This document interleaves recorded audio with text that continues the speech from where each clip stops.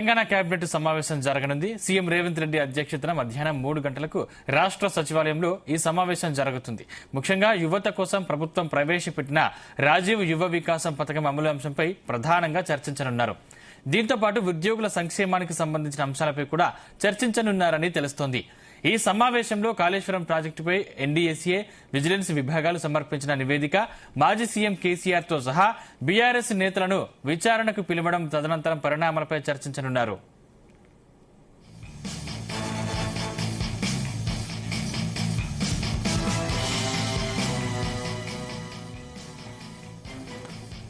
ఇంకా ఇవాళ తెలంగాణ కేబినెట్ సమావేశం జరగనుంది. సీఎం రేవంత్ రెడ్డి అధ్యక్షతన మధ్యాహ్నం 3 గంటలకు రాష్ట్ర సచివాలయంలో ఈ సమావేశం జరుగుతుంది.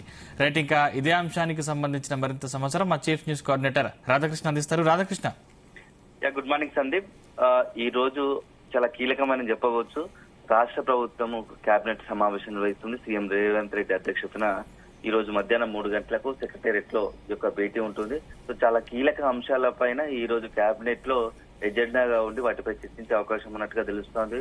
ముఖ్యంగా ఇటీవల కాలంలో కాంగ్రెస్ పార్టీ అధికారంలోకి వచ్చిన తర్వాత యువత దృష్టిలో పెట్టుకొని ఒక రాజీవ్ యువ వికాసం పేరుతో ఒక పథకాన్ని రూపొందించింది. సో దాని అమలు విధానాలపైన ఎలా అమలు చేయాలి, సో దాదాపు ఒక్కొక్కరికి నిరుద్యోగ యువతకు ఒక్కొక్కరికి ₹1,00,000 ఇవ్వాలని ఒక ఆలోచనలో ఉంది. సో ఈ పథకాన్ని ఎలా అమలు చేయాలి, ఎలా డిజైన్ చేయాలని దానిపై చర్చించనుంది. సో ఒకవేళ అన్ని కుదిరితే ఎప్పటి నుంచి ప్రారంభించాలనే దానిపైన ప్రధానంగా డిస్కస్ చేసే అవకాశం ఉంటుంది. సో ఇదొక అంశం ఎజెండా. అయితే మరొక అత్యంత కీలకమైన అంశం, గత కొద్ది రోజులుగా రాష్ట్ర ప్రభుత్వానికి ప్రభుత్వ ఉద్యోగులకు కొంత కమ్యూనికేషన్ గ్యాప్ అనొచ్చు, కొంత గ్యాప్ ఉంది. సో ఇటీవల కాలంలో ఉద్యోగ సంఘాలు పెద్ద ఎత్తున ప్రభుత్వం నుంచి తమకు రావాల్సిన ఏదైతే ఉన్నాయో టీఏ, డిఏలు కావచ్చు, ఇతర సంక్షేమానికి సంబంధించి ఉద్యోగ సంక్షేమం సంబంధించాల్సిన అంశాలపైన తమ డిమాండ్లను వెంటనే నెరవేర్చాలని చెప్పేసి పలు సందర్భాల్లో ఉద్యోగ సంఘాలు ఆ నాయకులు డిమాండ్ చేస్తూ వచ్చారు. సో ఇటీవల కాలంలో వాళ్ళు కొంత ప్రభుత్వ తీరు పైన ప్రభుత్వం తమను పట్టించుకోలేదనే ఒక భావంలో అసంతృప్తిలో ఉద్యోగ సంఘాలు ఉన్నారు. సో ఇది నేపథ్యంలో ఉద్యోగ సంఘాలకు సంబంధించిన అంశంపై కూడా ఈ రోజు కేబినెట్ లో చర్చించే అవకాశం తెలుస్తా ఉంది. ముఖ్యంగా నిన్న ఇదే సంబంధించి ఉద్యోగ సంఘాల నాయకులతో డిప్యూటీ సీఎం బట్టి విక్రమార్క కూడా భేటీ అయ్యారు. సో ఈ సందర్భంగా వాళ్ళ డిమాండ్లు ఏంటివి, ప్రభుత్వం ఏం చేయదలుచుకుంది అనే ఒక యాంగిల్లో కేబినెట్ సమావేశానికి ముందే ఉద్యోగ సంఘాల నాయకులతో చర్చించారు. కాబట్టి సో ఉద్యోగ సంఘాల డిమాండ్లన్నీ కూడా ఈ రోజు బట్టి విక్రమార్క సీఎం రేవంత్ తో పాటుగా ఉన్నటువంటి సహచర మంత్రులతో కేబినెట్ సమావేశాలు లేవనెత్తే అవకాశం ఉంది. సో ప్రస్తుతం రాష్ట్రంలో ఉన్నటువంటి ఆర్థిక పరిస్థితికి అనుగుణంగా మనం ఉద్యోగ సంఘాలు ఉద్యోగస్తులు చేస్తున్న డిమాండ్లను ఏ మేరకు మనము వాటిని కొంత పరిష్కరించగలుగుతాము, ప్రస్తుతము వీలైన తొందరలో సానుకూలంగా స్పందించే అవకాశము, వీలైనంత వాటిని పరిష్కరించే అవకాశం ఎన్ని ఉన్నాయి, వాళ్ళు చేస్తున్న దాదాపు 50 పైగా డిమాండ్లు చేస్తున్నారు. వాటిలో ఎన్ని డిమాండ్లు మనం నెరవేర్చగలుగుతామని చెప్పేసి కేబినెట్ లో చర్చించే అవకాశం ఉంది. సో దాంతో పాటుగా ముఖ్యంగా ఒక డిఏల విషయంలో వాళ్ళు దాదాపు ఉద్యోగ సంఘాలు 5 డిఏలు అడుగుతున్నారు. ప్రభుత్వం మాత్రం అన్ని పెండింగ్ లో ఉన్నటువంటి 5 డిఏల్లో ఎన్ని ఇవ్వగలుగుతుంది, సాధ్యాలను 1 ఇస్తారా, 2 ఇస్తారా, 3 ఇస్తారా? ఉద్యోగ సంఘాలు మాత్రం 5 డిమాండ్ చేస్తున్నాయి. సో ఇప్పుడున్నటువంటి పరిస్థితి నేపథ్యంలో రాష్ట్ర ప్రభుత్వం ఎన్ని డిఏలు ఇవ్వడానికి సిద్ధంగా ఉందనే అంశంపై కూడా చర్చించే అవకాశం ఉంది. దీంతో పాటుగా అత్యంత ముఖ్యమైనది ఉద్యోగులకు సంబంధించి హెల్త్ స్కీమ్ సంబంధించి హెల్త్ కార్డులు పనిచేయాలని ఒక ఉంది. సో వాటిని కూడా తొందరగానే రాష్ట్ర ప్రభుత్వం కాస్త దృష్టి పెట్టి హెల్త్ కార్డులు పనిచేసే విధంగా దీనికి సంబంధించి ఒక నిర్ణయం తీసుకోవాల్సిందిగా ఒక డిమాండ్ ఉంది. సో ఇట్లా ఉంటే ఇంకొక అత్యంత కీలకమైన అంశంగా మనం చెప్పవచ్చు. గత 2 రోజులుగా జరుగుతున్న ప్రచారం ఏంటంటే ఉద్యోగుల పదవీ విరమణ వయసు పెంచే అవకాశం ఉందని చెప్పేసి ప్రచారం జరుగుతూ ఉంది. ప్రస్తుతం 61 ఏళ్ళు ఉంది. దాన్ని 1 లేదా 2 సంవత్సరాలు పెంచితే ఎలా ఉంటుంది సో అని చెప్పేసి రాష్ట్ర ప్రభుత్వం కావచ్చు, అదే విధంగా సీఎం రేవంత్ రెడ్డి ఆలోచిస్తున్నట్టుగా తెలుస్తోంది. దీనికి కూడా ఒక ప్రధాన కారణం ఏంటంటే ప్రస్తుతం రిటైర్మెంట్ అయినటువంటి ఉద్యోగులకు చెల్లించాల్సిన బెనిఫిట్ లబ్ధి ఉంటాయో ఆ అమౌంట్ ను చెల్లించాల్సి ఉంటుంది. సో ప్రస్తుతానికి దాదాపు 8,000 కోట్లు పెండింగ్ లో ఉన్నాయి.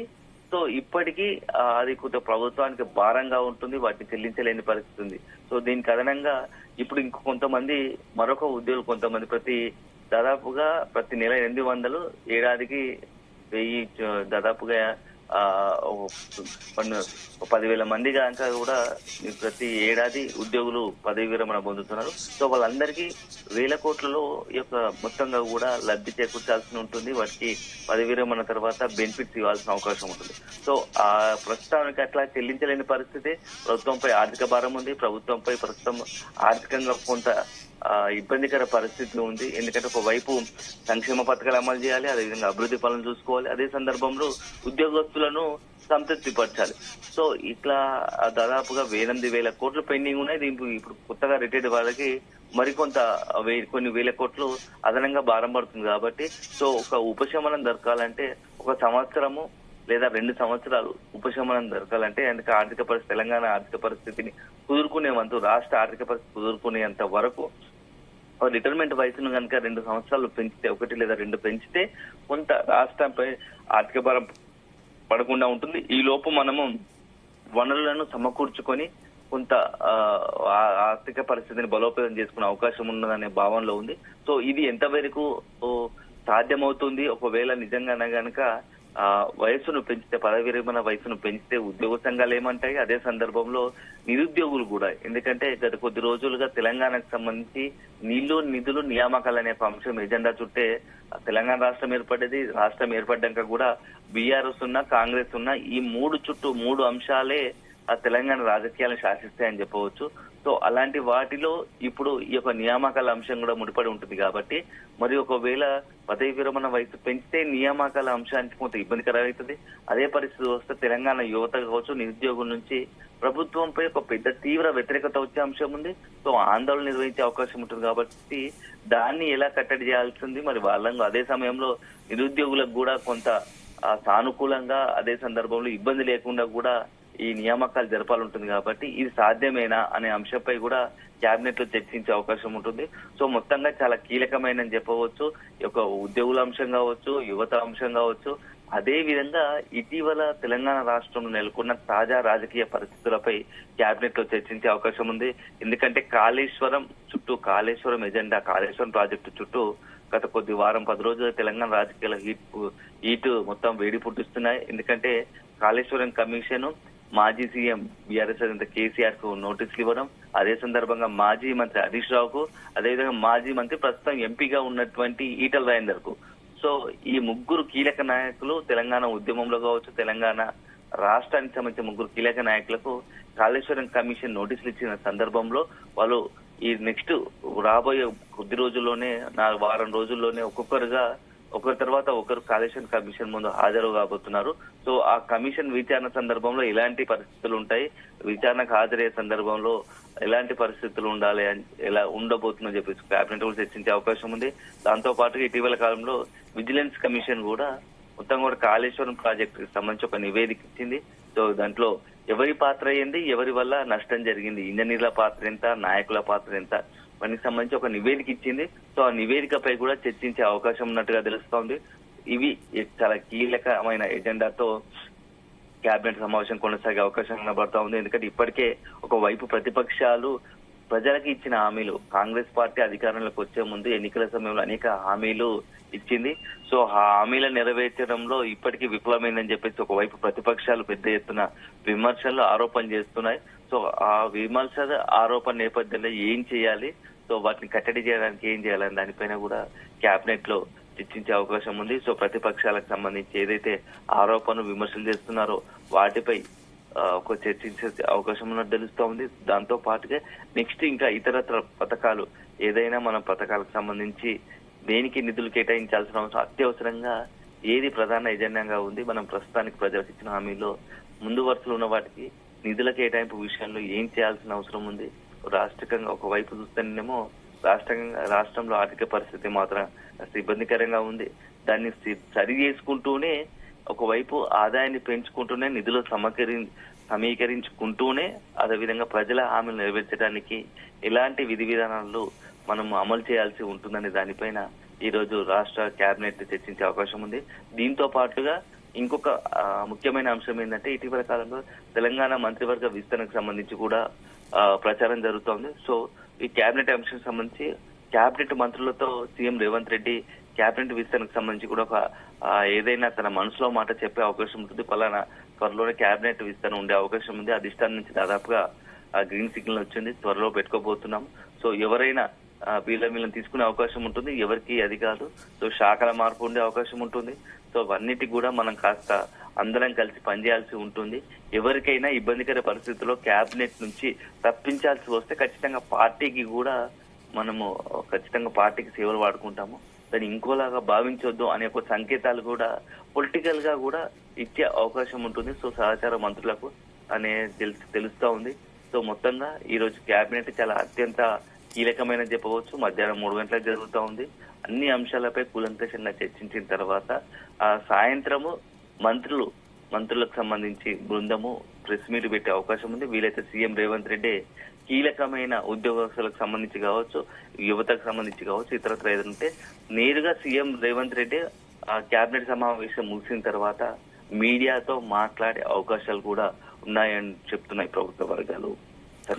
రాధాకృష్ణ, అంటే ముఖ్యంగా ప్రజాభవన్ లో వినతుల కోసం ఎంతో మంది ప్రవేశిస్తుంటారు. అయితే అక్కడ వినతులు తీసుకోవడానికి మాత్రం ఏ ఒక్క మంత్రి కూడా అందుబాటులో ఉండరనే విమర్శలు ఉన్నాయి. దానిపై ముఖ్యమంత్రి రేవంత్ రెడ్డి ఈ రోజు మంత్రులకు దిశానిర్దేశం చేసే అవకాశం ఉందా? ఖచ్చితంగా సందీప్, ఎందుకంటే ప్రభుత్వం కాంగ్రెస్ ప్రభుత్వం ప్రజాపాలన పేరుతో అధికారంలోకి వచ్చిన తర్వాత ప్రజాపాలన పేరుగా మార్చుకుంది. సో స్టార్టింగ్ లో మాజీ సీఎం క్యాంప్ కార్యాలయం ఏదైతే ఉందో, సీఎం క్యాంప్ ఆఫీస్ ఉందో, దాంట్లో కూడా మొత్తంగా ప్రతిరోజు ప్రజల వినతులను స్వీకరించడానికి స్టార్టింగ్ మొదట్లో సీఎంఏ ఉంటా అనుకున్నారు. సో కొద్ది రోజులు సీఎం వెళ్ళారు, తర్వాత ఒకరు మంత్రులకు అప్పచెప్పారు. సో ఇటీవల కాలంలో కాస్త అది మంత్రులు వివిధ కారణాలతో వివిధ షెడ్యూల్తో ఆయా నియోజకవర్గాలు కావచ్చు, లేకుంటే ఆయా శాఖలకు సంబంధించి రివ్యూలో అక్కడికి ఆ యొక్క వినతులను స్వీకరించడానికి వెళ్ళడం లేదు. సో దీంట్లో ప్రజల నుంచి కూడా కొంత తమ బాధను చెప్పుకోవడానికి, తమకున్న సమస్యలను చెప్పుకోవడానికి ఎంతో దూరం నుంచి వస్తే ఇక్కడ నాయకులు ఎవరు అందుబాటులో లేరని చెప్పేసి ఒక విమర్శ ఆరోపణలు వస్తున్నాయి. సో దీనిపైన కూడా ఈ రోజు సీఎం మంత్రులతో చర్చించే అవకాశం ఉంది. వీలును బట్టి కొంత సమయం కేటాయిస్తే బాగుంటుంది. ప్రజల నుంచి వచ్చే వినతులను స్వీకరిస్తే వాటిలో ఏవైతే త్వరితగతిన మనము పరిష్కరించే అవకాశం ఉంటుందో వాటి పరిష్కరిస్తే కాస్త మనకు రాజకీయంగా కూడా లబ్ధి చేకూరే అవకాశం ఉంటుంది. కాబట్టి మంత్రులు ఆ వైపు ఆలోచించాల్సిన అవసరం ఉంటుంది. కొంత సమయం కేటాయించండి. వీలును బట్టి తాను కూడా కొంత సమయం వారంలో ఒక రోజు 1 గంట 2 గంటలో ఇక ప్రజా వినతులను స్వీకరించడానికి సిద్ధంగా ఉంటాను, ప్రజలను కలవడానికి సిద్ధంగా ఉంటాను, ప్రజలకు సమయం కేటాయించే అవకాశం కూడా ఉంటుందని చెప్పేసి మంత్రులతో సీఎం రేవంత్ రెడ్డి దీనికి సంబంధించి కూడా చర్చించే అవకాశం ఉంది. సో దీంతో పాటుగా ఇతరత్ర ఇంకేదైనా ఉంటే పెట్టుబడుల అంశం కావచ్చు రాష్ట్రంలో, దాంతో పాటుగా ఇటీవల కాలంలో మిస్ వరల్డ్ పోటీలు జరిగాయి. సో మొత్తం ఖండాంతరాలకు వ్యాపించేందుగా మిస్ వరల్డ్ పోటీలు జరిగాయి. మిస్ వరల్డ్ పోటీలకు సంబంధించి రాష్ట్రానికి కొంత గొప్ప మంచి అవకాశాన్ని వచ్చింది. సో సద్వినియోగం విజయవంతంగా మిస్ వరల్డ్ పోటీలు నిర్వహించగలిగాం, మంచి పేరు వచ్చింది. సో దీనికి సంబంధించి కూడా మిస్ వరల్డ్ పోటీలకు సంబంధించి కూడా అంశంపై సక్సెస్ఫుల్ గా రన్ చేయగలిగాం కాబట్టి కేబినెట్ లో దీనిపై కూడా చర్చించే అవకాశం ఉంటుంది. సో మరి భవిష్యత్తులో మరికొన్ని ఇట్లాంటి వరల్డ్ క్లాస్ ఈవెంట్లు అంతర్జాతీయ గుర్తింపు పొందినటువంటి కార్యక్రమాలు ఏదైతే నిర్వహించడానికి హైదరాబాద్ వేదిక కానుంది. సో మనం ఆ వైపు అడుగులు వేయాల్సి ఉంది అని చెప్పేసి ఈ సీఎం రేవంత్ రెడ్డి తన సహచార మంత్రులకు వివరించే అవకాశం ఉంది. సందీప్, రాధాకృష్ణ, అంటే జూన్ 2న రాష్ట్ర అవతరణ దినోత్సవం సందర్భంగా రాజ్య యువ వికాసం ఇంప్లిమెంట్ చేస్తామని ప్రకటించారు. కానీ అది కొన్ని కారణాల వల్ల బాధపడింది. అంటే ఈ రోజు జరిగే భేటీలో క్లారిటీ వచ్చే అవకాశం ఉందా? ఖచ్చితంగా.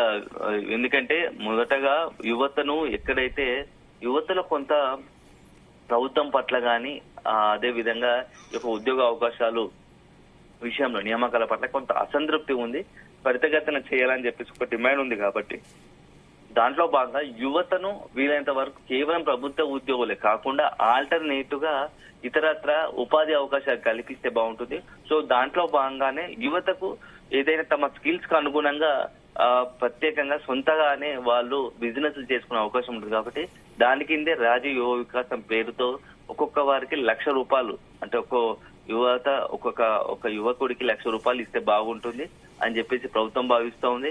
సో ఇప్పటికే ప్రభుత్వం సంబంధించి దానికి అప్లికేషన్లు జారీ చేయడము, పెద్ద ఎత్తున నిరుద్యోగ యువత కావచ్చు, యువకులు కావచ్చు, వాటిని సంబంధించి అప్లై చేసుకున్నారు. సో దానిపైన ఎంత అమౌంట్ ఇవ్వాలి, ఎప్పటికి ఇవ్వాలి, ఎప్పటి నుంచి ప్రారంభించాలి, సో విధి విధానాల ఖరారు పైన కూడా ఈ రోజు కేబినెట్ లో చర్చించే అవకాశం ఉంటుంది. సో ఎందుకంటే చాలా కీలకంగా భావిస్తా ఉంది. యువ వికాసం పేరుతో యువతను కాస్త ఈ యొక్క మనకు మెయిన్ ఏంటంటే ఎన్నికల సమయంలో రాజకీయంగా యువతనే చాలా కీలకంగా మారబోతున్నారు. గత బీఆర్ఎస్ ప్రభుత్వం అదేవిధంగా ఇప్పుడు కాంగ్రెస్ అధికారం రావడానికి ఒక రకంగా యువతని ప్రధాన కీలక భూమి పోషించింది, కీలక పాత్ర పోషించింది అనే ఒక భావనలో సీఎం రేవంత్ రెడ్డి ఉన్నారు. సో ఈ నేపథ్యంలో యువతకు సంబంధించి ఇప్పుడు ఆ యువతను టార్గెట్ చేసుకుని యువతను సంతృప్తి పరిచేలా కొంత మనం ఒక అడుగు ముందుకేస్తే బాగుంటుంది. దాంట్లో భాగంగానే ఈ యొక్క రాజీవ్ వికాసం తీసుకొచ్చారు. సో దానికి సంబంధించి విధి విధానాలు ఎజెండా ఖరారు పైన ఈ రోజు కేబినెట్ లో చర్చించే అవకాశం కనబడతా ఉంటుంది. Right, thank you Radhakrishna.